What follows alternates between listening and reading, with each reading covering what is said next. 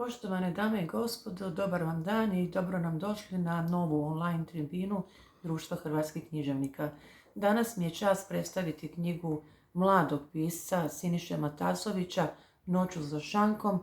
Riječ je o zbirci haiku poezije koja u knjizi ima 2 prijevoda na engleski i na ukrajinski. Vidite jedno lijepo, baš pravo haiku izdanje.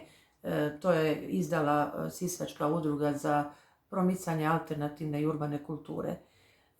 U srijedu u podne bit će instalirano kao i do sada sve o ovom autoru, dakle i tekstovi i videozapis, pa ćete moći pročitati i autorovu biografiju i neke haiku pjesme i isječke iz recenzija. Ja ću samo ukratko reći da je Siniša Matasović autor 2 zbirki i jedne knjige prozne koja se zove Nečak, da je to autor koji udara u sve segmente našeg potonulog društva, a posebno treba naglasiti da je odnedavno predsjednik Sisačko-moslavačkog ogranka Društva hrvatskih književnika, što nam je zaista jako dobro došlo, jer se radi o čovjeku koji je vrlo aktivan, koji je vrlo svestran, dinamičan, koji vodi mnoge manifestacije, pa među njima i popularnu stihovnicu Siska. Prije nego što kažem nešto o ovoj zbirci haiku poezije, dopustite da kažem nešto općenito o haiku poeziji, jer još uvijek vladaju predrasude o haiku pjesmama. Dubravko Ivančan je, naravno, to svi znamo koji se bavimo time, čovjek koji je uveo haiku poeziju u hrvatsku književnost. Ona se toliko rasprostranila da ih pišu danas brojni pjesnici i kod nas i u svijetu. Brojna su natjecanja, brojni festivali, brojni susreti haiku pjesnika u Hrvatskoj, da ih je sada, vjerujte, nemoguće sve nabrojati. Ova zbirka Siniše Matasovića, kao što sam rekla, dakle obuhvaća prave haiku pjesme. Što je haiku pjesma? Za razliku od zapadnjačkog pjesnika koji iznosi svoje emocije, svoje misli, plete ih sa svijetom, haiku pjesnik ne iznosi vlastite misli, ne iznosi svoj doživljaj svijeta, nego stoji, promatra i zapaža svijet oko sebe koji je pun poetskih trenutaka. Znači, da biste napisali haiku pjesmu, morate imati izuzetan dar promatranja i meditacije, morate primijetiti jednu scenu, jedan mali mikrosvijet i zapisati ga tako da on nije privlačan samo izvana, nego da imate i odslik tog stanja iznutra. To je sve jako, jako teško. Ja sam probala pisati haiku pjesme i nije mi baš išlo, jer teško je isključiti sebe iz poezije i posvetiti se promatranju poezije oko nas koja je skrivena, ali kažem, zato treba imati treće oko koje to vidi.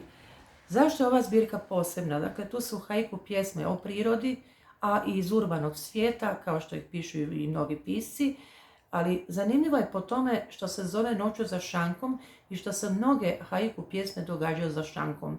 A zašto je to važno? Važno je stoga što je boemija u hrvatskoj književnosti iščezla. Iščezla je samom činjenicom što kafići zatvaraju 11 sati, a boem je čovjek koji stoji u kavani i proteže monologe i dijaloge dugo u noć. Boem je, dakle, intelektualac koji se zatvara u kavanu, koji sjedi za šankom ili stoji za šankom.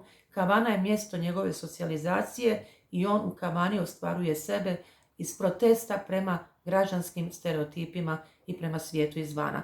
Tako da je Siniša Matasović pokušao ovom knjigom unijeti i taj duh boemske kulture koja je kod nas iščezla, ima bogatu tradiciju. Ujević je bio boem, Matoš je bio boem, Sever je bio boem, jedan od zadnjih velikih boema bio je Saša Meršinjak i tako dalje. Siniša Matasović je po meni spoj klasičnog i boemskog autora, dakle neka vrlo kreativna mješavina, da tako kažem. A sad bih pročitala neke njegove haiku pjesme, jer su kratke, pa ovaj video zapis to dopušta.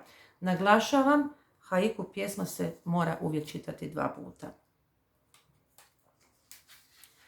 Što ti je čovjek, lampion u prozoru, dan nakon smrti?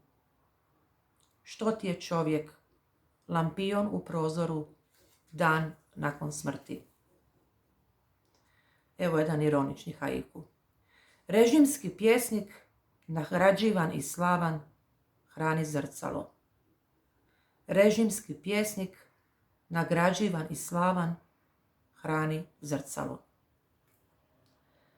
Opet zbog pića, još jednu noć u nizu, dolazi pjesma. Opet zbog pića, još jednu noć u nizu, dolazi pjesma. A mi želimo da u nizu nastavi dalje Siniša Matasović, ne samo sa svojim raznim aktivnostima, nego i sa svojim knjigama. Zaista mu želimo da bude jedan od osvježivača Društva hrvatskih književnika, pa da poprska po zraku i unese miris i duh ne samo klasične, nego i moderne urbane kulture. Hvala Siniši Matasoviću, hvala vama što ste bili sa mnom danas, odnosno s njim, i vidimo se, slušamo i čitamo sljedeće srijede na Novoj tribini online Društva hrvatskih književnika. Hvala na pozornosti i doviđenja.